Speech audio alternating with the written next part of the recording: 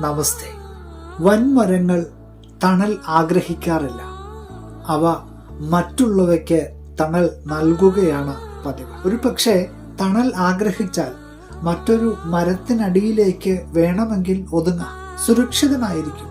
പക്ഷെ അതിൻ്റെ അടിയിൽ നിന്ന് ഒരു പരിധി വരെ മാത്രമേ ഉയരങ്ങളിലേക്ക് പോകുവാൻ കഴിയൂ.